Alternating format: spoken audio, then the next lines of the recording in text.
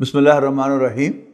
अल्लाहुम्मा सल्लि अला सय्यिदिना मुहम्मदिन नबीयिल उम्मी व अला आलिहि व सहबिहि व बारिक वसल्लम। हमारे यहाँ मुसलमानों के इस वक्त दो ग्रुप्स हैं। मुसलमानों के अंदर एक डिवीज़न है पिछले 1400 साल से, और वो डिवीज़न ये है कि कुछ अहले सुन्नत हैं और कुछ अहले तशीह हैं। और अंडरस्टैंडिंग ये है कि नबी अकरम सल्लल्लाहु अलैहि वसल्लम के ख़ानदान और अहले बैत के मुहाफ़िज़ अहले तशीह हैं, और खिलाफत राशिदा के मुहाफ़िज़ वो अहले सुन्नत हैं। ख़ास तौर पर जब मुहर्रम का महीना आता है तो इसकी बहुत ज़्यादा नुमायाँ हो जाती है इसकी डिवीज़न। इस साल हम 10 मुहर्रम को मगरिब की नमाज के बाद कुरान अकेडमी में इस मसले को अच्छी तरह समझने की कोशिश करेंगे कि ये तासुर किस हद तक दुरुस्त है।